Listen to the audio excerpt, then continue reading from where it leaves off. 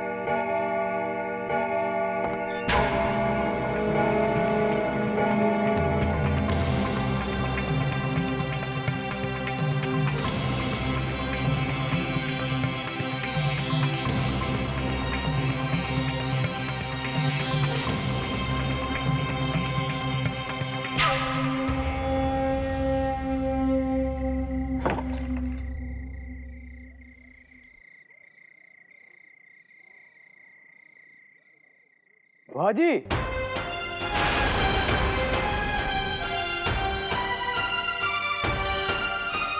देखा ना तेरा खाती हम का लाइनी है गरम जिलेबी। कहवा घूमे गए रहा माधव?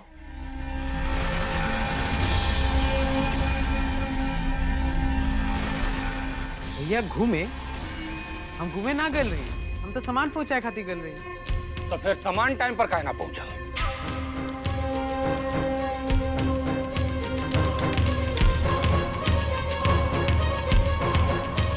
हम तरह से कुछ पूछा था नो? वो भैया हम का? वो बड़का भैया का भइल, जैसे हम सामान पहुंचाए जात रही तो रास्ता में गांव ना पड़ेला रघुपुर। वो गांव के बाहर जो कृष्ण भगवान के मंदिर बा वहीं पे एगो लड़की से मिले गए। वो लड़किया इतना बदमाश बा कि हमार बांसुरिया ले लेलक। अब बोललक जब तक तू हमरा ना सिखेब तब तक हम तहार बांसुरी ना दे। और एकदम अनपढ़ अब भुच्चर देहाती बिया, वही से ओकरा हमरा बांसुरी सिखाए के पड़ल। आ जैसे सिखा के उठनी तो देखनी कि तो तारा हमरा काम से ज्यादा जरूरी वो लड़की के संग चकला सुधत रहे। हैं? हमरा काम से ज्यादा जरूरी भी है वो लड़किया।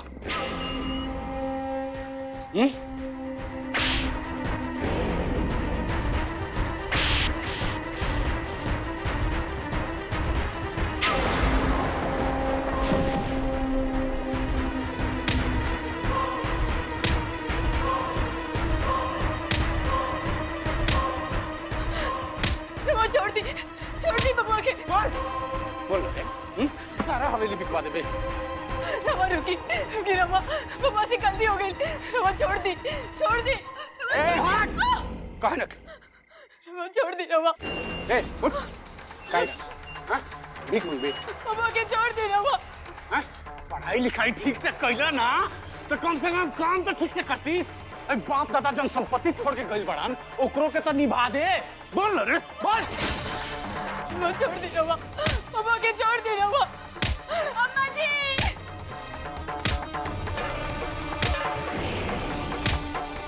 रमा छोड़ दी बबुआ के।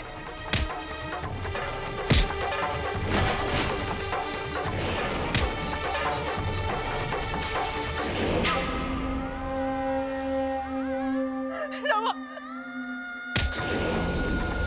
अम्मा जी जल्दी आई। अम्मा जी आई। अम्मा जी ये चाची बबुआ के बचाई। अम्मा जी बबुआ के बचाइए अम्मा जी। ये जरूरी काम छोड़ के थे लड़की संगे जाके नचबे। बोल तहर दिमाग खराब हो गया का। तू का जानतो रे कि हमने के कितना नुकसान के लेबा वही माटी के कांधों करते हैं। बहन बचा लो हमरे बचवा के, नहीं तो दम निकल जाए। बस बस बहुत हो गया तो हर मनमानी। तो ना मारे में बहुत सुकून मिला था ना, तो हमरा के मारा ना, बाकी ये बेकसूर के छोड़ दा। मारे के तो हमरा के मारे दा, मारे दा। हमार गलती रहे कि माटी के माधो पर हम भरोसा करी। एकरा खातिर हम कुछ कर दे, लेकिन दोसर के खून का वो अपन ना हो सकेला।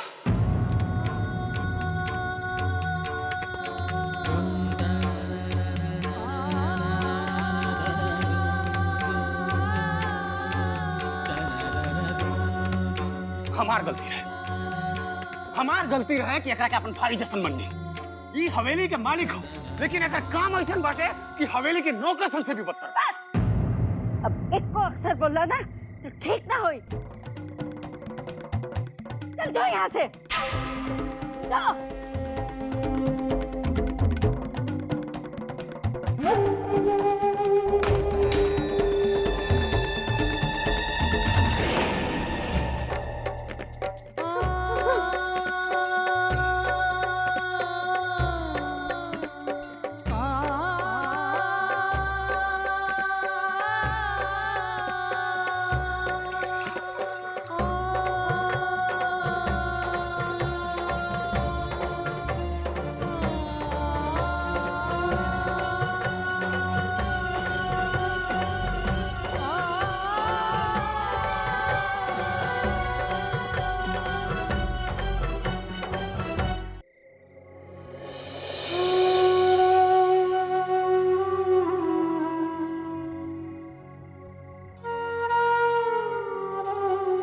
मारे के पहले एको बार सोचबो ना करेला कि तू ओकरा खातिर जान देवेला।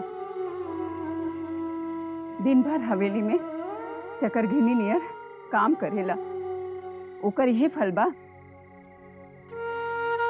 और ये देख माई, बड़का भैया जो कल्ले बड़न हो उनकर कोनो गलती नहीं की। उनका कोशिश से कुछ ना हुई माई, सब हमरे गलती रहे। उनका कुछ मत कह।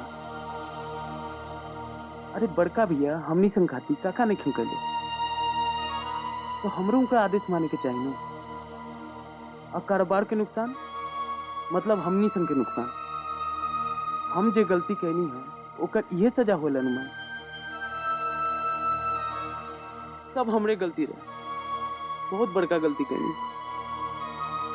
हमरा वो लड़किया से मिले ना रुके के चाहत रही। कौन लड़किया के बात करे ताड़े तू? एगो एकदम पगलेट लड़की है, हम तो ओकर नामो नहीं की जाना। नाम नहीं की जाने ताड़े तो काहे मिले गए रहे ओकरा से? हमार बसुरिया ओकरे पास बन भाई। हम जब अपन बसुरिया मंगनी तू कहलक पहले तू बांसुरी सिखावा तबे तार बांसुरी दे। यही से ओकरा बांसुरी सिखाए हम चल गए। एकदम दिमाग के पैदल लड़की बाबू। तू एकदम भोला भंडारी बड़ा बाबू। हम जल्दी तहरा खातिर एगो सुघर समझदार लड़की ढूंढते जो तहरा देखभालो करी और तहरा समझेबो करी।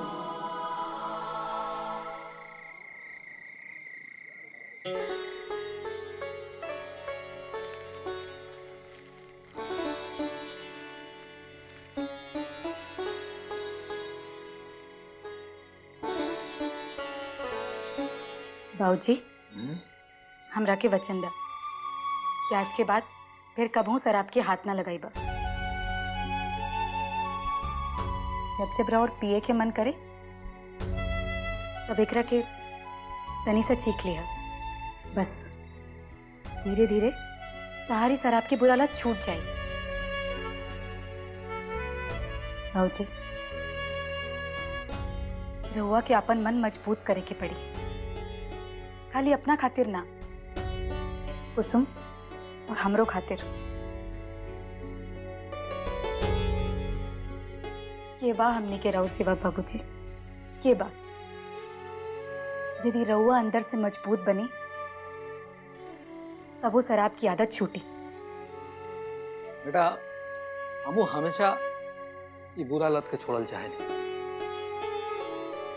लेकिन का करी, गांव जवार के लोग बलजोरी हमरा के बैठा के शराब पिया का करी बेटा। एक गांव टोला के लोगों से मिले के का जरूरत बा? घरे में बैठा कहा था हम बाहर से मेरे द्वारे के तालों लगा दी। बाकी हम हाथ जोड़ा था नहीं बाबूजी, मत जाइए शराब के भट्टी पर। हमरा के उहे अपन पुरनका बाबूजी चाहिए, अपन दोनों बेटियन खातिर शराब छोड़ दी बाबूजी।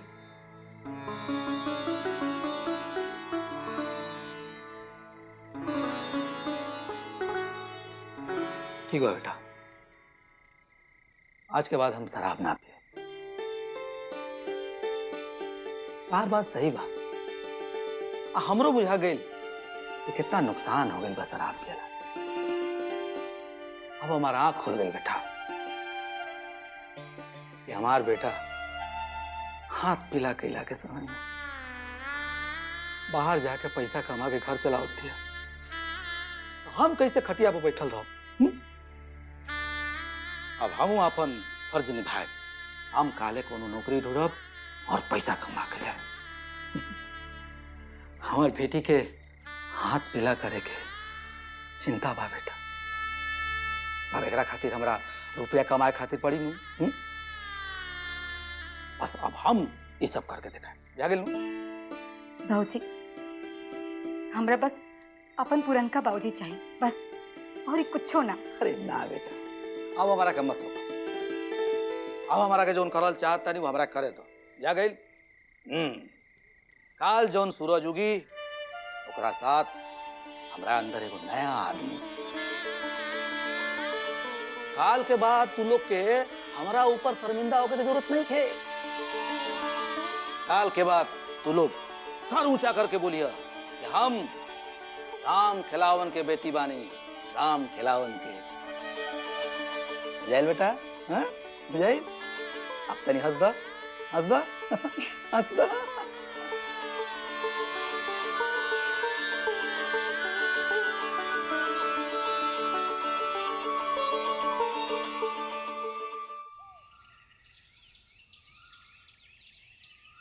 हाँ सुनो, एगो बात के खास ध्यान रखिए, जब तक हमनी के कोई भरोसामंद आदमी नहीं मिल जात, सारा काम धंधा तारा जिम्मेवारी के साथ संभाले।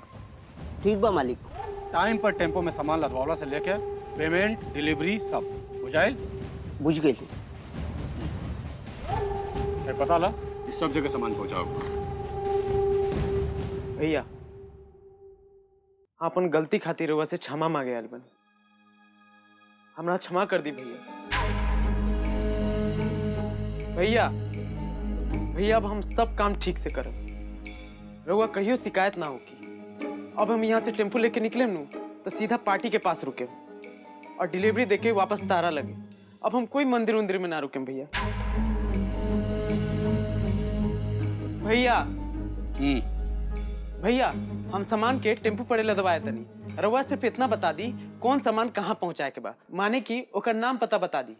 अब तारा चिंता कैला के कोनो जरूरत नहीं है, हम सारा काम घनश्याम के समझा दल बनी, तो सब काम संभाल लियन जिम्मेवारी से।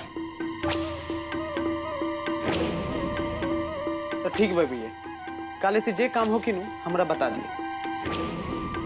तारा ओकरो चिंता कैला के कोनो जरूरत नहीं है, हम सब घनश्याम को बता दल बनी। बाकी भैया आज तकले हमरे काम रहे नु ई सब।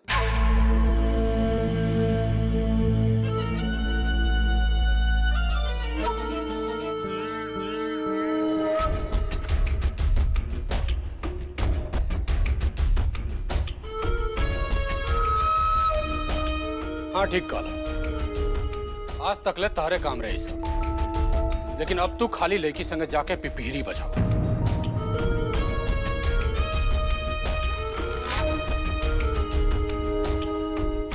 हमनी के साथे तार कुछ काम नहीं है। ई का कहत बरा भैया? काय? इसे ना सुनाई? हाँ? चले जाइए यहाँ से। हमनी के जिम्मेवार लोग चाहिए, लड़की के संगे पिपीरी बजा गया ना, बुझाए? घनश्याम जी मालिक। बिना पेमेंट ले ले कहीं भी डिलीवरी दिला के जरूरत नहीं है। अब गलती से भी कोनो गलती ना होके चाहिए। बाकी तो हमरा के अच्छी तरह जानता है।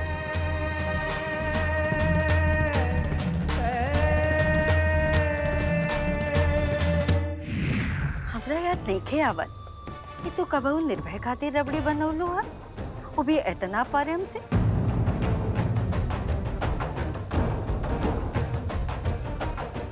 माधव खातिर बनौलू हा, ऐसे एगो बात कहनी है। अम्मा जी वो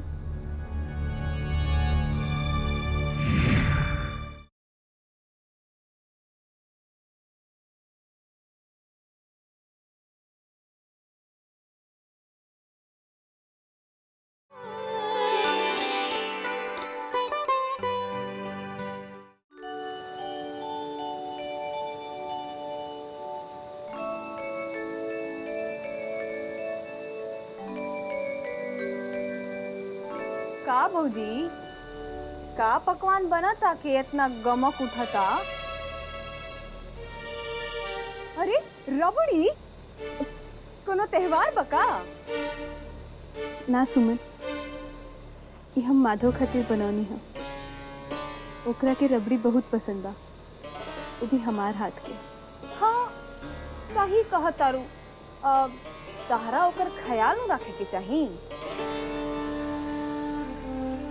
वो बेचारा काले बहुत चोट खैलस। हम जब ओकरा के ए रबड़ी भेज दे, बच्चा नियर खुश हो जाई। हाँ बेचारा गऊ हो।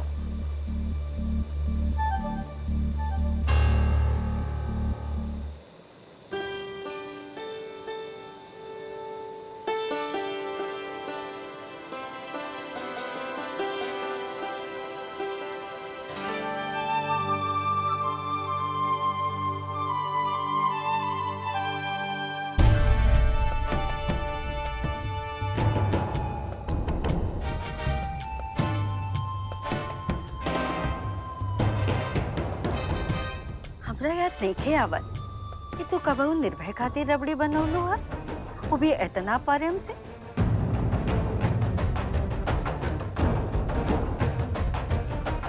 माधव खातिर बनौलू हा, ऐसे एगो बात कहनी है।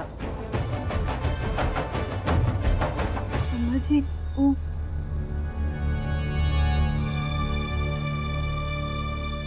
अम्मा जी रउआ के याद होखी जब हम ही हवेली में बहू बन के आयल रहली, तो अम्मा जी रउआ हमरा के हंडिया छुआई के बखत कुछ मीठा बनाए के बोलले रहली।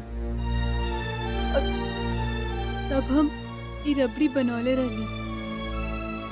तभी से माधव जब जब ही रबड़ी खावेला बहुत खुश हो जाला। वो तो भोला बा, बाकी तू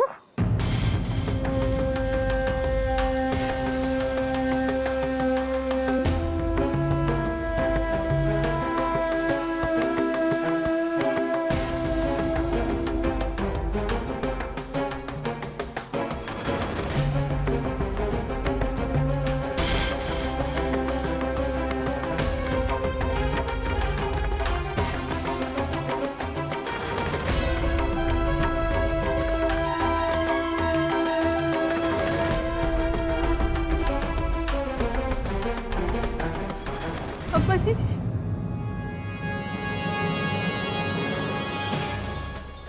अम्मा जी